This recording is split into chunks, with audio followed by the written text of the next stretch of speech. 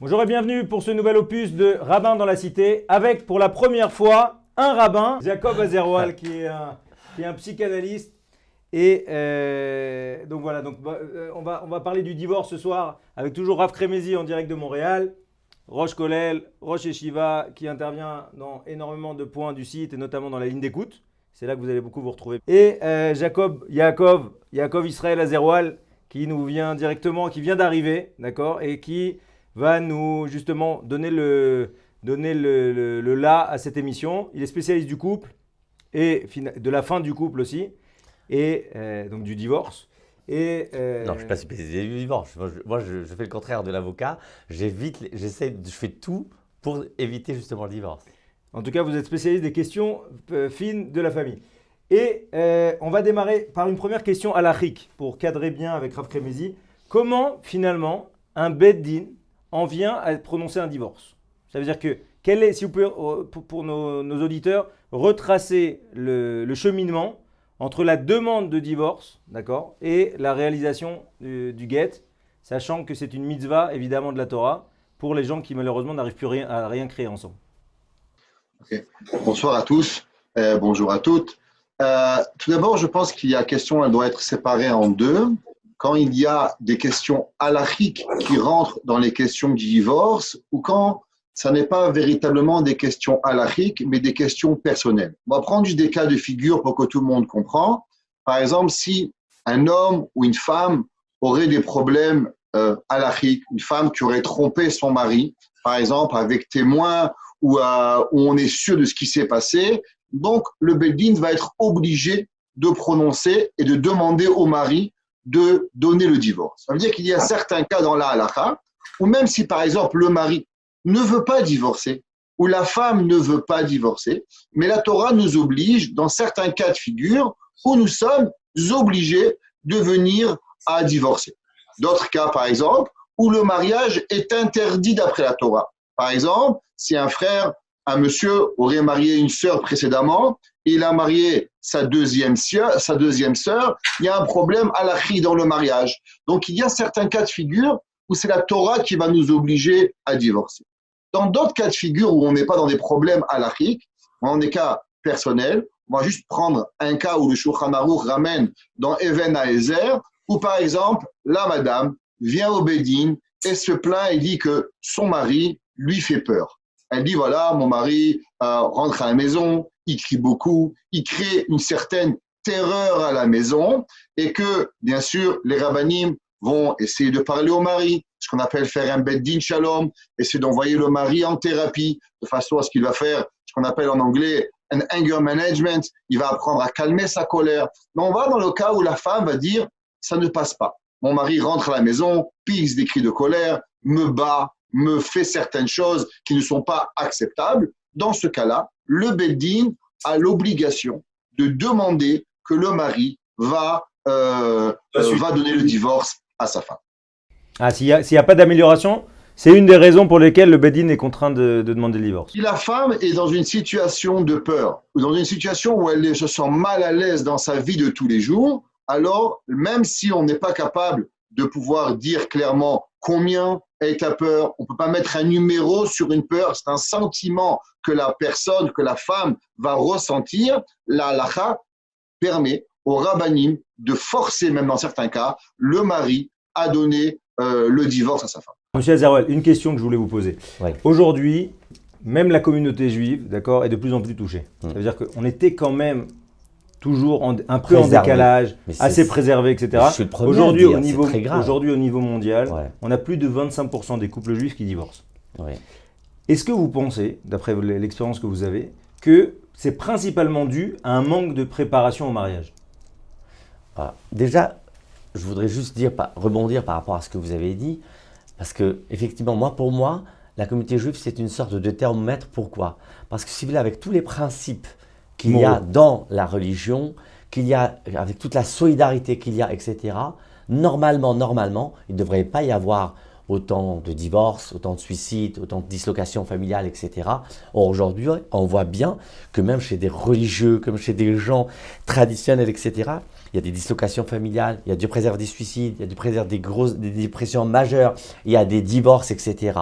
Donc, ça veut dire que quelque part, peut-être que notre communauté devrait aussi se repenser au niveau, effectivement, notamment le sentiment qui, pour moi, est extrêmement fondamental et fondateur du judaïsme, qui est la compassion. La compassion et, à contrariori, ce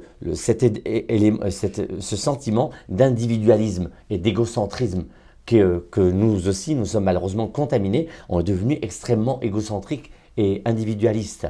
Maintenant, effectivement, l'histoire de la préparation au mariage, moi, il y a une question, par exemple, dans le livre sur le couple que je pose, est-ce qu'il y a un âge pour se marier? Alors, j'explique déjà qu'il n'y a pas d'âge maximal, c'est-à-dire quelqu'un, moi je connais en Israël un vieux grand-père de 92 ans qui s'est remarié pour ne pas rester seul, et pourquoi pas? Maintenant, est-ce qu'il y a un âge minimal? Au départ, c'est vrai que j'étais contre les mariages trop jeunes. Aujourd'hui, je suis pour, mais à la condition qu'il y ait un minimum de maturité. Pourquoi? Parce que pourquoi est-ce que pour conduire, les gens, c'est évident qu'il faut un permis de conduire, et pour aimer, les gens ne comprennent pas qu'il faut aussi un permis d'aimer. Permis d'aimer dans le sens que, est-ce que tu as pensé que ça veut dire aimer? Est-ce que la fille a été préparée, ne serait-ce que par, excuse-moi, vous avez parlé de statistiques tout à l'heure, les syndromes de la belle-mère, les divorces dus au problème avec la belle famille, 1/3 des divorces. C'est juste énorme. Pourquoi? Parce que très souvent, ils n'ont pas été préparés à quelle est la distance, quelle est la bonne distance qu'il faut avoir avec sa belle-mère, avec son beau-père, avec son… Après-midi, vous, par rapport à tous les cas de Shalom Bayit que vous traitez, que ce soit par Torah Box ou dans votre communauté, est-ce que vous pensez que cette histoire de la préparation au mariage, qui est quand même une grande spécificité juive, attention, c'est-à-dire que moi je me souviens très bien d'avoir échangé avec un responsable du diocèse de Versailles, en lui expliquant un peu ce qu'on faisait sur le mariage, etc. Il était comme un fou. Il m'a dit, ah mais nous, une fois par an, on a commencé à réunir des couples, c'était fabuleux. Alors je lui ai expliqué la préparation au mariage, il n'en revenait pas. Mais c'est vrai qu'on est encore loin. Après-midi, vous sentez qu'il y a un problème à ce niveau-là ou pas? Alors, je pense qu'il y a plusieurs facteurs et avec la permission de vous tous, j'aimerais élaborer un peu plus. Il faut savoir que c'est certain que si un homme et une femme se préparent plus à pouvoir s'aimer, à pouvoir se comprendre, à pouvoir avoir, comme on explique dans beaucoup de cours, c'est pas le moment d'expliquer, mais les 4 aptitudes à avoir en tant que mari et en tant que femme, alors il est capable de pouvoir apprendre les 4 étapes et développer et faire grandir son mariage. Maintenant, il faut savoir qu'il y a des facteurs de vie qui vont faire que certaines personnes, elles vont changer. Exemple, des stress principaux. Par exemple, chez le mari, des stress de parnassa, il y a des dépressions qui peuvent être créées à travers la femme, les accouchements. Il y a certains facteurs de vie qui vont faire que les personnes, même si elles ont été capables, elles ont été préparées au préalablement à certaines difficultés, aujourd'hui, elles sont plus capables de supporter. Et je voudrais rajouter un petit peu sur quelque chose. Très souvent, quand on arrive au Beddin, et malheureusement, on doit prononcer un guet, on doit donner un guet, la femme va dire c'est vrai, il est possible que mon mari, même ma femme dans certains cas, va pouvoir changer dans 5, 10 ans, ça va prendre un temps. Est-ce que j'ai envie personnellement de sacrifier ce temps-là pour pouvoir avoir une chance d'être heureuse dans X montant d'années? Il faut savoir que la vie, elle n'est pas éternelle et on n'a pas toujours envie d'être le médecin et en attente de la personne. On peut aimer fortement une personne. Très souvent, on a des personnes, par exemple, qui ont développé certains syndromes. Par exemple, on va parler d'alcoolisme, on va parler de drogue, on va parler de certaines difficultés que la personne n'est plus capable physiquement et émotionnellement d'attendre que la deuxième personne va s'améliorer pendant un certain temps pour pouvoir reavoir un certain bonheur. C'est sûr qu'un jeune couple qui arrive à l'âge de 20 ans et qui dit voilà, ça marche pas, j'aimerais divorcer, c'est certain que les rabbinim vont tout faire pour les laisser ensemble. Ils vont tout faire pour pouvoir éduquer le mari ou la femme. Mais il faut savoir que dans l'éducation, nous avons besoin de 2 facteurs. Un bon éducateur, une personne qui va expliquer les principes de vie, et aussi la deuxième personne qui va écouter et qui va vouloir changer. Et très souvent, la difficulté, c'est pas tellement de trouver le rabbin ou le psychologue, ou le psychiatre, ou le thérapeute qui va lui donner les bons conseils. Et ce qui va nous manquer, c'est le récepteur, la personne qui va vouloir véritablement faire des transformations chez elle pour pouvoir arriver véritablement à ce changement. Un jour, le fils du Chafetz Chaim a demandé à son père, le Chafetz Chaim, « Papa, tu es Cohen. Et comment ça se fait qu'un Cohen comme toi, tu fais certains divorces? Normalement, les Kohanim sont Ohev Shalom et Rodev Shalom, doivent avoir et doivent pouvoir la paix. » Et le Chafetz Chaim lui a dit, c'est vrai, mais pourquoi il n'existe pas un traité de Shalom? Il existe un traité de Souka, un traité de Shabbat.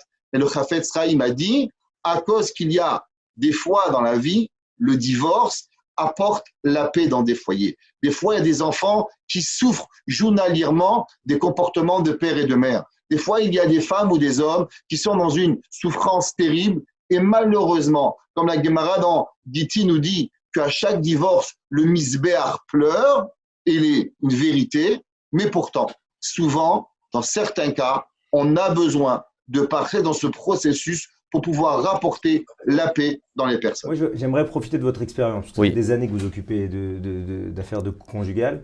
En plus, vous avez une formation, vous êtes médecin à la base. Donc, vous avez et la compétence technique, on va dire, et la compétence spirituelle du couple. Quels sont pour vous, quels sont pour vous les grands facteurs qui amènent des gens à divorcer? Vous avez dit 1/3 de rapport avec la belle famille. Qu'est-ce que vous avez, comment ça se pose? Non, mais il n'y a pas que ça. Le problème également, c'est le fameux savoir aimer. Si j'ai écrit un livre entier, 320 pages sur qu'est-ce que c'est aimer, c'est parce que les gens, d'abord, il faut qu'ils décident déjà d'aimer. Donc, ça veut dire déjà de s'intéresser à quelqu'un d'autre qu'eux-mêmes, déjà premièrement. Mais même ça, ce n'est pas encore suffisant parce que même quand j'aime, ce n'est pas certain que je sache aimer de manière positive. Et la preuve en est que les parents qui aiment leurs enfants, tous les parents aiment leurs enfants et les enfants ne se sentent pas aimés.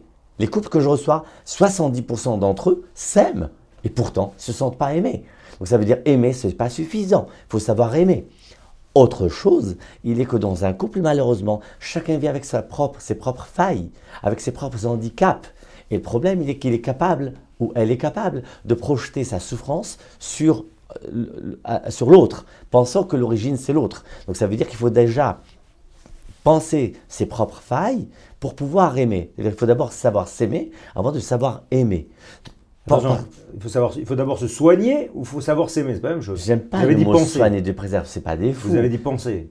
Penser, P-A-N-S-E-R, oui, j'ai compris, justement. Dans le sens que il faut d'abord s'occuper de soi. Pourquoi? Parce que quelqu'un qui n'est pas bien dans sa peau, dans la relation à l'autre, il va être dans l'attente.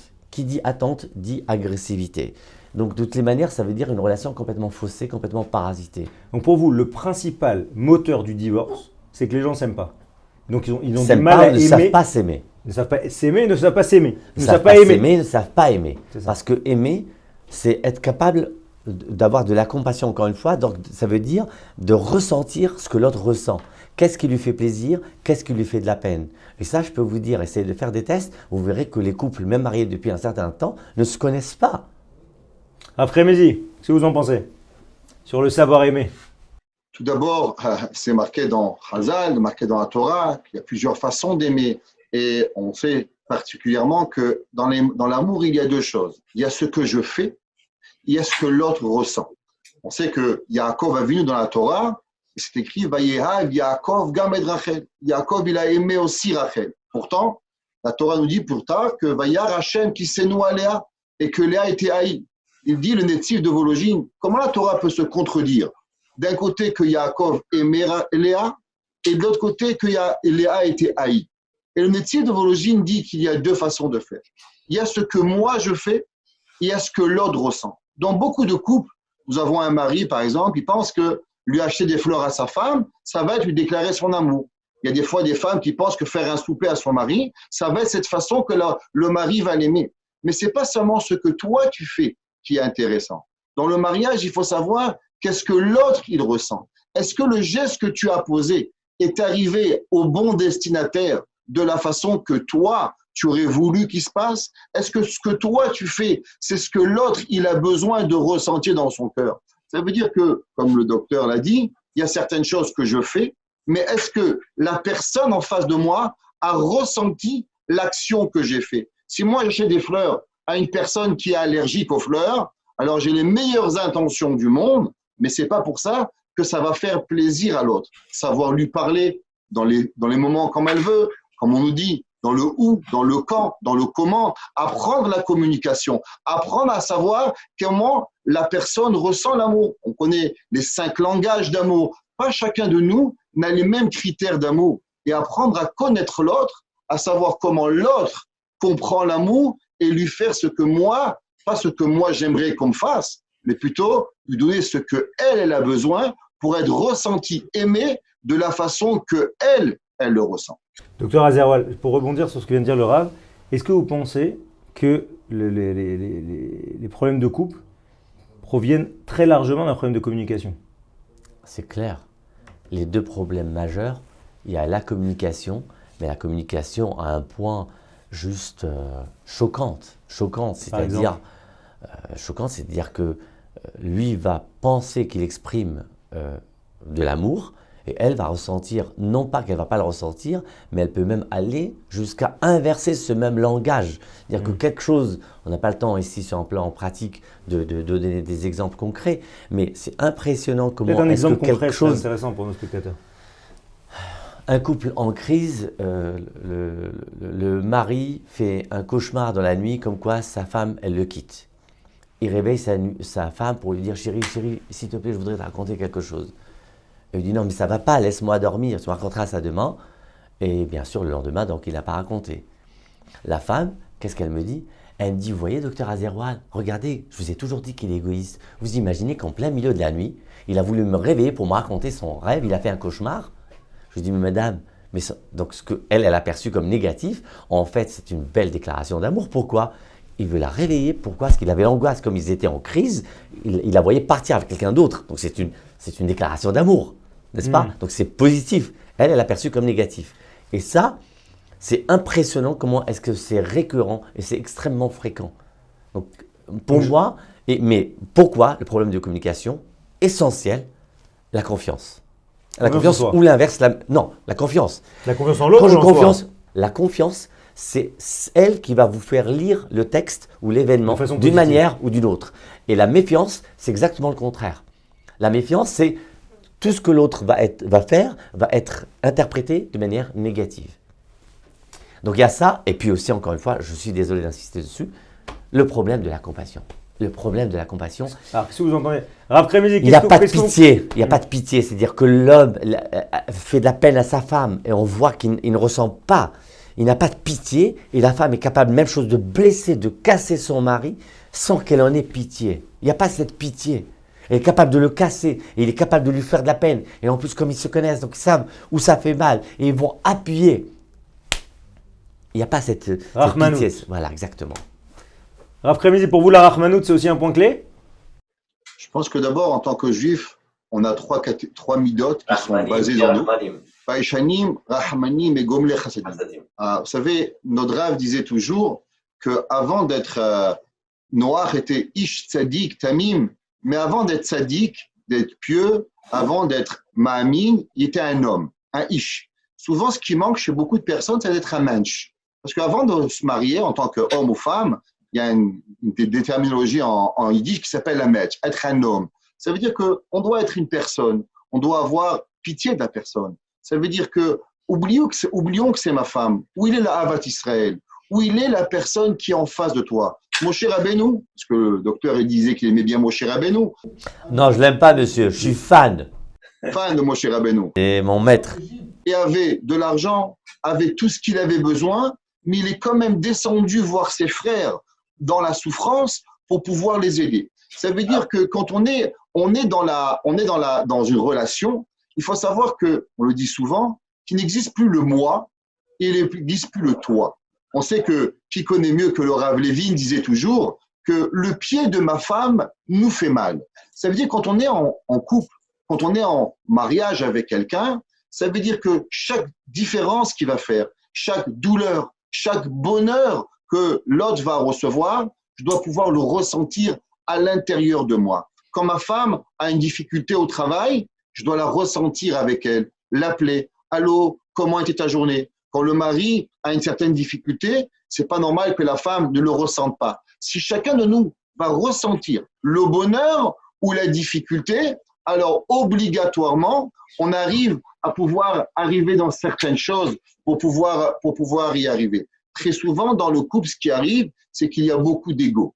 Il y a beaucoup de gava où chacun de nous, il veut tirer la couverture de son bord. Et quand on veut tirer la couverture, on oublie l'autre, alors on arrive malheureusement à certaines difficultés qui peuvent apporter par la suite à ce qu'on ne veut pas entendre, des divorces. Rav Azerwal, vous voulez Alors, non, pas Rav Azerwal, mais je vais vous montrer ma passion effectivement pour Moshe Rabbeinu, et c'est une des clés, parce que la Torah, pour ceux qui savent la lire, elle est éminemment psychologique. C'est marqué. Une fois, j'ai dit à un de mes amis, on marchait comme ça, c'était à Pessah, et je dis, est-ce que tu as fait attention au texte? C'est marqué. Vayetse el echav, vayar besivlotam. La phrase, elle est complètement à l'envers.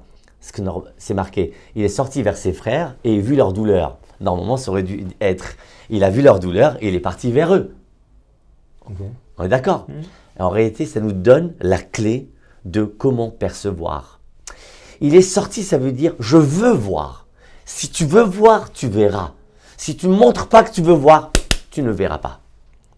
Qu'est-ce qui fait que je ne ressens pas la peine de l'autre? Il y a des gens, des fois, les gens ils sont dans le malheur et ils disent, je ne savais pas. Mais tu ne savais pas parce que tu ne voulais pas savoir. Si tu t'étais dérangé pour aller vers lui, tu te serais mise dans une posture de capacité, de compétence à ressentir. Alors, si je rebondis sur ce que vous êtes en train de dire, que finalement c'est qu'une question de volonté d'aller vers l'autre, donc vous êtes en train de dire qu'en fait on peut réparer n'importe quel mariage. Toujours strictement pareil. Oui, puisque moi, jusqu'à cette année, où le score était catastrophique cette année, humblement, je peux dire que Baruch Hashem, très très peu de divorces chez moi. Très très peu. Cette année, Dieu préserve. Une catastrophe. Juif, goy, une catastrophe. À ce point-là? Une catastrophe cette année. Et comment vous expliquez? Parce que malheureusement, il y a... C'est vous qui avez été moins bon cette année ou c'est eux qui ont été moins bons cette année? Non, malheureusement, là, on a fait en résumé, on a dit qu'il n'y a qu'un problème de communication, mais la société de consommation, on jette un portable, ça ne se répare plus, un frigidaire, ça ne se répare plus, on consomme, next. Il y a les médias qui mettent les hommes contre les femmes, je ne vous apprends rien. Il y a tout un courant de pensée qui est particulier, etc. Et puis encore une fois, je trouve, il y a me, I and myself, qui est en train, c'est un sentiment qui est galopant, qui est en train de contaminer tout le monde. Expliquez-nous. Que chacun il est dans son camp. Que chacun est dans son camp, chacun il pense à se sauver lui. Ce qu'a dit Laure à l'instant. Absolument. Rav Kremezi, vous aussi vous pensez que n'importe quel mariage peut se récupérer, si tant est qu'il n'est pas sorti d'un cadre halachique, hein, évidemment. Exactement. Alors, je voudrais rapporter un mamar du Stapler. Le Stapler, on lui a posé cette question, c'est qui était non seulement un gadol batora, mais aussi un grand penseur juif. Et le Stapler a dit que tous les mariages qui sont passés sous une choupa. Le Stapler a écrit, le Rabbi Yaakov Israël Kanievski, le papa de Rav Chaim Kanievski, que quand il y a une choupa, où on va écrire et on va réciter pendant 7 jours, le nombre de fois, le nom de Akadosh Baruch Hu, Baruch Ata Hashem, on fait les Sheva Brachot, on passe sous une choupa. Il est certain que ces deux personnes ont le pouvoir de réussir leur vie jusqu'à la fin de leur vie. Mais à une seule condition. Il a dit, pour cette condition, il faut avoir des bonnes midotes. Il faut avoir de la volonté de travailler ses traits de caractère. Un homme qui a grandi dans une ville, une femme a grandi dans une autre, elle a d'autres mœurs, elle a d'autres façons de voir la vie, ce qui est normal. Il faut apprendre que l'homme et la femme ne peuvent plus coexister de la même façon qu'ils étaient avant. Le rabbi de Belz a dit que la Gemara nous enseigne, c'est écrit qu'il est difficile le mariage comme l'ouverture de la mer Rouge. Et il dit, mais je ne comprends pas. L'ouverture de la mer Rouge est une séparation de deux éléments. Le mariage est une association de deux personnes. Pourquoi nous avons comparé l'association à la dissociation? Et le rabbi de Belz a dit, à cause que pour pouvoir s'unir, il faut apprendre de se dissocier de son passé. Très souvent, on arrive dans le mariage avec ma mère, mon père, mes frères, mes sœurs, mes envies, mon historique, ma vie, mes traumatismes. Et si je pense que je vais rentrer dans mon mariage avec tout ce paquet, il est certain que je ne pourrai pas vivre avec une autre personne, car je n'ai même plus la place pour pouvoir faire rentrer une autre personne. À l'inverse, si je vais apprendre à couper mon passé, à pouvoir me dissocier de certaines de mes difficultés, de mes peurs, de mes envies, du gros moi qui est à l'intérieur de moi, alors véritablement, je vais faire la place à mon conjoint ou ma conjointe pour pouvoir les faire rentrer. Donc oui, il est possible de réparer tous les mariages à condition qu'ils ne sont pas contre la halakha si nous avons de bonnes midot. Si l'homme et la femme sont capables de travailler leurs traits de caractère pour pouvoir y arriver. Après-midi, avant de passer à la deuxième partie de cette émission, je voulais justement parler d'un divorce bien réussi, puisque malheureusement, quand on est amené à... Il faut aussi penser à l'après du couple. Je représente votre livre parce que c'est dommage pour ceux qui ne connaissent pas. Merci. D'accord. Savoir s'aimer, l'amour de soi commence par l'amour des autres, chez Guy Trédaniel. D'accord. Et donc c'est le docteur Azerwal. Justement parce que, à part la question sur l'aimer et le savoir aimer, dans le livre, ça contient 70 pages sur la question du pardon. Pourquoi? Parce que un des éléments aussi qui pourrissent une relation familiale et de couple, c'est l'incapacité à pardonner ou l'incapacité à demander pardon, ou les deux à la fois.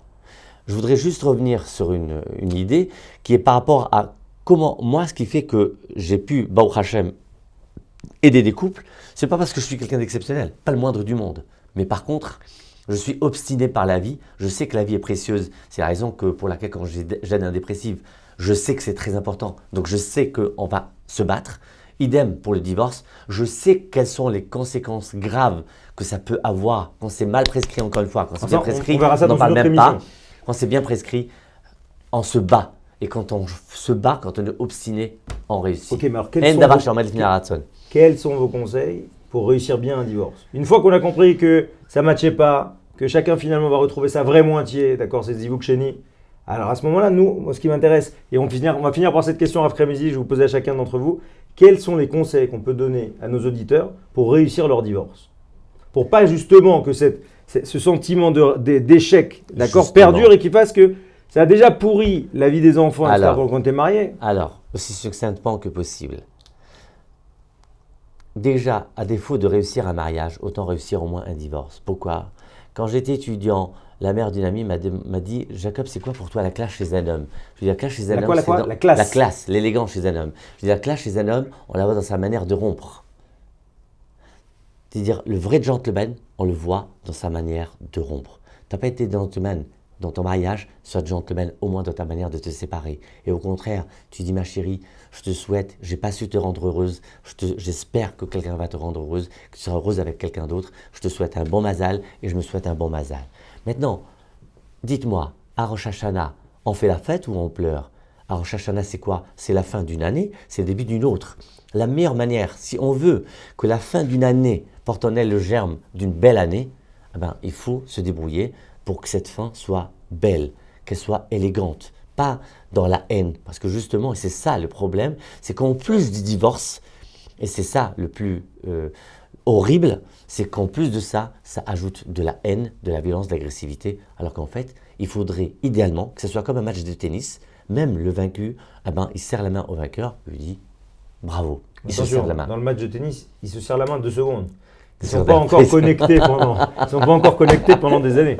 Après-midi, je vous laisse le mot de la fin. D'abord, je pense que c'est utopique ce genre de vie, parce que si on s'aimerait encore, on resterait marié, et que le jour où on arrive dans le divorce, c'est parce que malheureusement, on n'est plus capable d'avoir des sentiments l'un pour l'autre. On sait que la vie, ce sont des vases communicants, et quand on vide quelque chose, il y a quelque chose d'autre qui va rentrer. Et naturellement que la personne qu'on a aimée, alors malheureusement, les sentiments qui viennent après l'amour, ils sont la haine.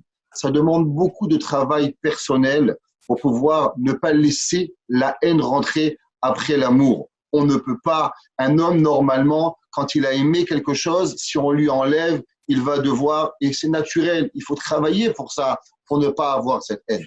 Très souvent dans le couple, il y a quand les deux divorcent, il y en a un qui est heureux, un qui est malheureux, un qui a décidé de partir, alors il va être heureux parce qu'il a la liberté, et le deuxième, très souvent, il va souffrir. Ce qui est important pour réussir un divorce, c'est que les deux doivent comprendre les raisons pourquoi ils ont divorcé. Je t'ai pas abandonné, je t'ai pas lâché. On doit arriver les deux à une conclusion que pour nous deux, pas pour ton bonheur et pas pour mon bonheur, mais pour l'état d'âme de chacun de nous, la meilleure solution pour nos enfants, pour nous, pour notre vie, pour pouvoir un épanouissement personnel, la meilleure des choses, c'est d'apprendre à se séparer. On est bombardé par un sentiment de négativité, de haine qui va nous remplir, comme quoi j'ai été un raté, comme quoi elle m'a fait du mal, comme quoi elle m'a pris. Très souvent, quand il y a de l'argent qui rentre en jeu, et une maison, elle est prise, et une voiture, elle est prise, et des pensions à payer, alors les sentiments négatifs, elles vont rentrer. Et le combat, à chaque moment, qui va devoir être établi, à travers un père qui n'a plus ses enfants tous les jours, à travers une mère qui a eu moins d'argent que ce qu'elle voulait. Et ce sont des exemples qui vont arriver. Si les gens vont croire que naturellement, ça va bien se passer, eh ben, c'est garanti que ça va bien se passer. Il faut se préparer émotionnellement. Qu'est-ce que je gagne? Qu'est-ce que je perds? Quelles ont été les raisons de mon divorce? Quelles ont été les raisons de mon mariage? Comment m'assurer que ma haine ne remplit pas mon cœur à travers l'amour et que je comprends véritablement la raison qui m'a apporté à nous deux de faire cette décision-là? Alors, ne pas perdre le but et la raison et arriver véritablement préparé à ces questions-là pour pouvoir continuer à parler par la suite à son ex-conjoint, parce qu'il y aura des bar mitzvahs, il y aura des mariages, il y aura des moments où on va devoir se retrouver. Et c'est la vie normale, mais si on laisse nos sentiments naturels rentrer, alors malheureusement, on va être pris de haine. Et quand la haine, elle rentre, on n'est plus capable de réfléchir positivement et on termine avec énormément de difficultés, ou à l'un ou à l'autre, ou très souvent aux deux, de pouvoir reconstruire une nouvelle vie après leur étape malheureuse de ce divorce. Après-midi, Jacob Azerwal, merci beaucoup et à très bientôt. Organiser un cours avec un Rav de Torah Box, avec le service Torah Box chez vous, c'est enfin possible. Paris, Lyon, Tel Aviv, Madrid, Bruxelles, Montréal, Casablanca. Torah Box vient à votre rencontre. Organisez un cours gratuitement, chez vous, entre amis, au travail ou dans votre communauté. Dans une ambiance chaleureuse, un Rav de Torah Box donnera une conférence et répondra à toutes vos questions. Réservez rapidement sur notre site, par email ou par téléphone.